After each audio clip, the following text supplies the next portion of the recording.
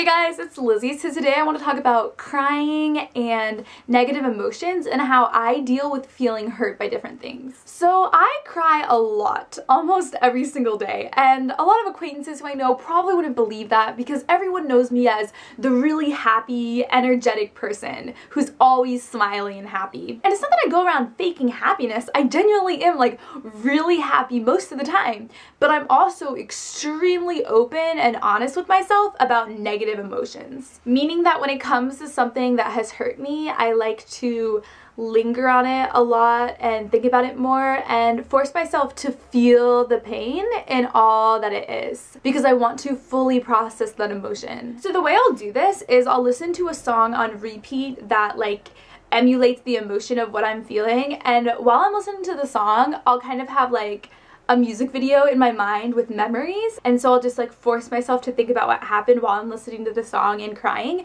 And I have been doing this since I was 6, not with negative emotions, but I remember in first grade listening to a song. There's a song on the radio, and in my head making a music video and playing back memories to remember what happened.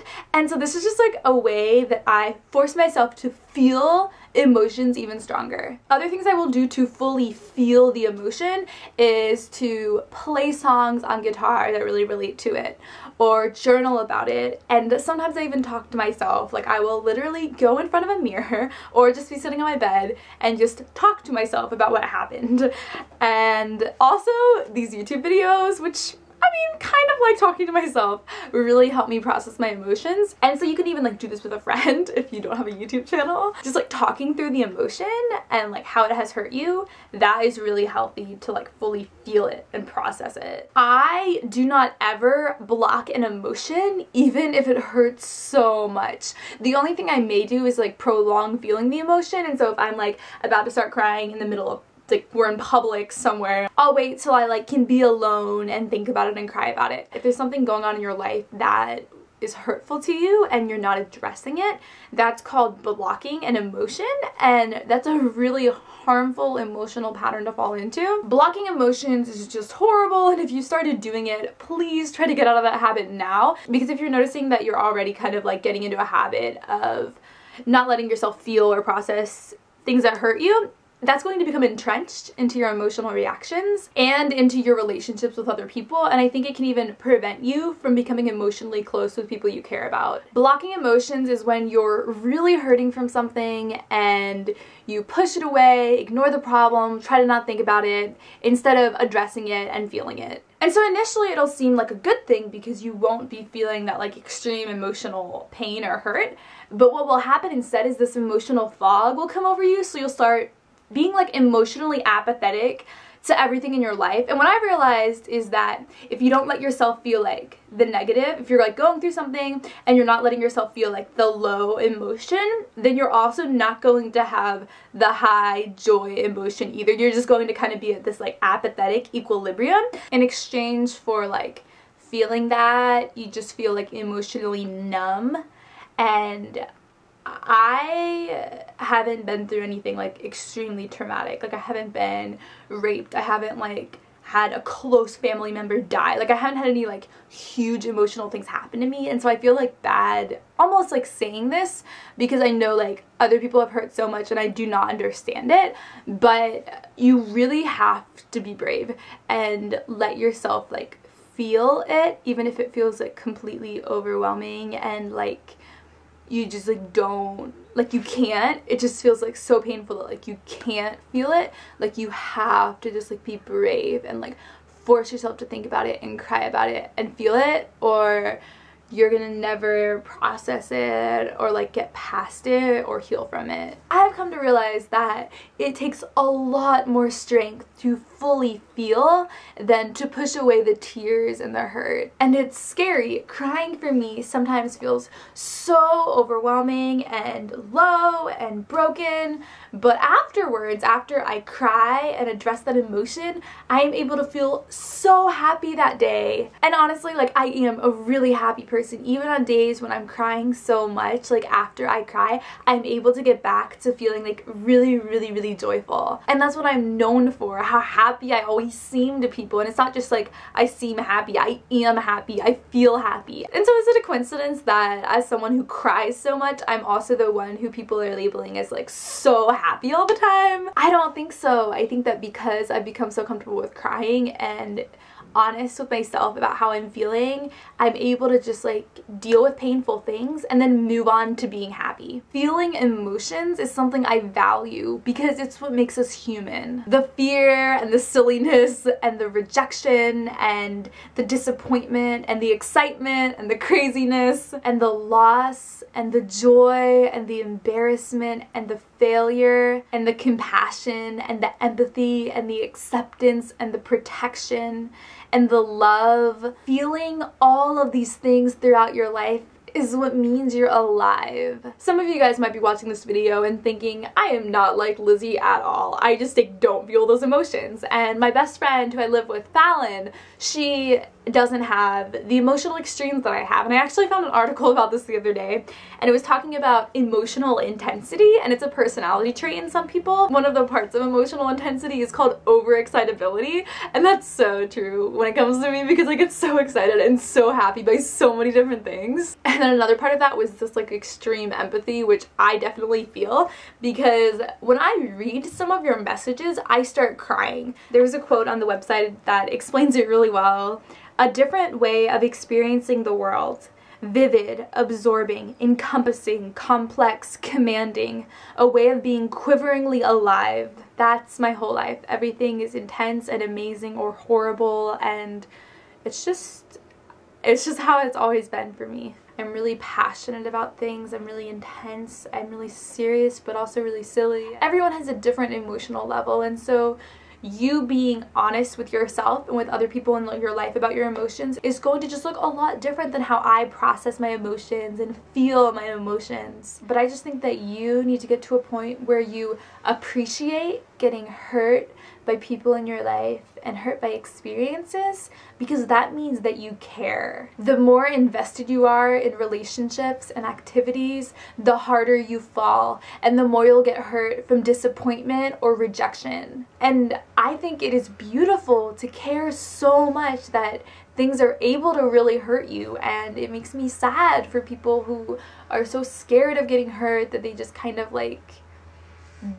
don't get close to people and just don't care about things. Like, that's sad. Like, that's a sad way to experience the world. Those people just aren't taking hold of what being fully alive can bring to you. There's this C.S. Lewis quote that I absolutely adore that is about love and being vulnerable, and here it is. To love it all is to be vulnerable. Love anything and your heart will be wrung and possibly broken. If you want to make sure of keeping it intact, you must give it to no one, not even an animal. Wrap it carefully round with hobbies and little luxuries. Avoid all entanglements. Lock it up safe in the casket or coffin of your selfishness. But in that casket, safe, dark, motionless, airless, it will change. It will not be broken. It will become unbreakable, impenetrable, irredeemable. To love is to be vulnerable. The purpose of our lives is to love. Being in a loving relationship with God where you're pouring out love to Him and receiving His love, and loving other people and putting yourself in close relationships where you're able to be loved back. Love is the meaning of life, and the closer you are to someone and the more open you are with someone about how you're hurting and about your emotions, the more you'll be able to love them and the more they'll be able to love you back. And for me, my relationship with God is how I'm able to get to a point of being emotionally open with other people. My relationship with God involves a lot of me just like, you know, talking to Him about like what's going on emotionally for me. You know, I'm worried about this, I'm scared about this, I'm really hurting from this, I'm excited about this, I'm so thankful for this. It's just emotions. And the Bible says things like don't worry about anything and be joyful always. And so the way to get to not worrying and the way to get to joy is to first addressing everything you're worrying about and everything that's keeping you from being joyful. And once you talk about it and address it and feel it, then you can get to a point where you're not worrying about anything. But in prayer, I do worry. I tell God how I'm worrying, and I tell God things that are hurting me and making me not feel happy. And it's only once I like give that to Him and kind of like release it to him, that I find myself just encompassed with his peace and, you know, being really joyful. And so it is so important to talk to someone about how you're hurting.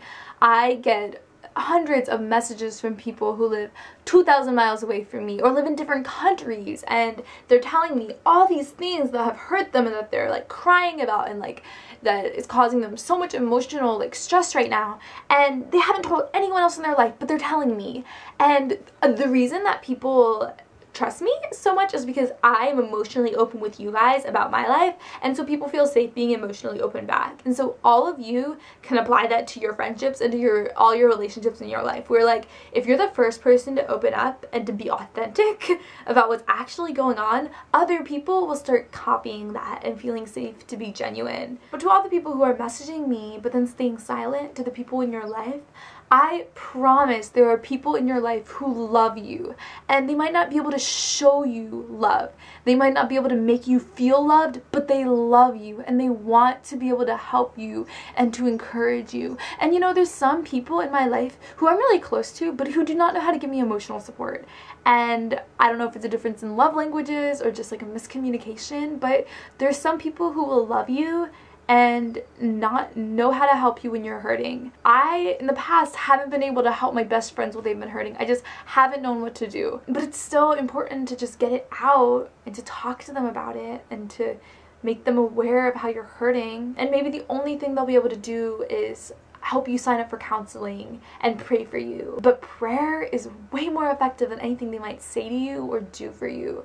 And so please do not stay silent about how you're hurting. Do not keep it all inside. Even though I have best friends who I know really care about me and want to hear about things that I'm hurting from, sometimes I still stay silent. Sometimes I come into my dorm after crying and like wipe away my tears before I come in and like act like I wasn't just crying about something. And the reason that a lot of times I stay silent is because I feel like people will not understand my emotions. I've felt really misunderstood emotionally in the past. Sometimes I don't even understand my own emotions, and so I just feel like, you know, people aren't gonna get it, like why even open up? And I think that there's definitely some truth there to where, you know, people haven't experienced what you've experienced, and so they're not going to fully understand what it is you're going through. But I think that empathy is embedded into the human condition, and so even if someone hasn't experienced what you've experienced, they've felt very similar emotions. And I don't think being understood is necessarily what you need. You just need to be loved and validated, and I think that can happen even if someone doesn't fully understand. Another thing that I think keeps people scared of opening up is feeling scared of rejection or judgment if they're honest about like who they actually are. And the reason that you don't need to be scared of that is that everyone has done things that they feel shameful about, because we're all imperfect and sinful, and we've all hurt people before and done things that we regret. And so there are people in the world who will look at your problems and judge you and just not be honest that they've done very similar things and sinned in ways just like you have. But as a Christian, I mean, God commands us, you know, like if you judge, like you'll be judged, like forgive over and over and over again. Like that's what Christianity preaches. And I know not everyone's a Christian, but if you do have genuine Christians present in your life you're close to, like I am positive they're not going to just like shut you out and reject you. They're just going to be loving towards you. I definitely recommend going to a psychologist if you're really struggling with something right now, or even if you've like been hurt by something in the past, just like going now and talking about how it's affecting the present. Because if you like struggle through something emotionally, there's going to be emotional reactions embedded into how you interact with people even years later. And so it's just really good to talk about that and to fix any negative behaviors so that you don't unintentionally hurt people really close to you. The best thing about counseling for me is feeling understood, because the psychologist can like point back to like specific things like this has caused this, which makes you feel like this, and it's just like you feel empathy from them because they get it. And something really important is emotional validation, and as people trained in psychology, they know how to do unconditional positive regard. But I think that everyone needs to apply unconditional positive regard and emotional validation into how they comfort people and interact with people they're really close to. Unconditional positive regard means that regardless of what someone has done or experienced, they're still a valuable person, and what they've done or what they've felt doesn't change their value. So to understand emotional validation, the opposite of it is invalidation, and this is a form of emotional abuse abuse, but I think that all of us kind of do it in some degrees, and it's when someone is telling you how they're hurting or how they're stressed out or how they're worrying, instead of just being empathetic and being like, yeah, I understand how you're feeling that. Instead, you tell them that their emotion is wrong or illogical, or you judge them for the emotion. Something that I am so passionate about is that if you are feeling an emotion, that is truth. And so don't let anyone tell you that, you know, if you're feeling a certain way, like, oh, you're like emotionally crazy, or saying things like, oh, you shouldn't feel that way, or saying, oh, you should try to get over that, or saying, oh, it's illogical to think that, why are you feeling like that? No, like if someone's feeling an emotion that's hurting them, you need to emotionally validate it. Calling someone crazy or illogical when they're hurting, I mean, that doesn't help. That doesn't make them feel less stressed out. That makes them feel worse. And I mean, I have done this before with my best friends where I invalidate their emotions because you're not thinking, and you just, like, from your perspective, you don't understand it. But you really, really need to try to understand and try to empathize and to emotionally validate. And that's the best way to comfort people and to love people when they're hurting. So I hope this video has inspired you to feel more comfortable being broken, to feel more comfortable crying. And if you have noticed while watching this video that you have some habits of blocking emotions, just try to like look into that and think about it and try to change that so that you can become more like emotionally open and emotionally honest. And yeah, you're gonna hurt more, but you're also gonna be more joyful and happy. If life is all about love, then life is going to involve a lot of hurt and a lot of feeling broken by people, but it's completely worth it because love brings me so much happiness, and my life would like lack joy and meaning if it wasn't for my relationship with God and with my friends and my family and with all the activities I'm in that I'm passionate about. And so I encourage you to try to be really strong and brave and to just get to a point where you're willing to be hurt in life because you want to care. Thank you guys for watching. I love you all so, so much. Bye!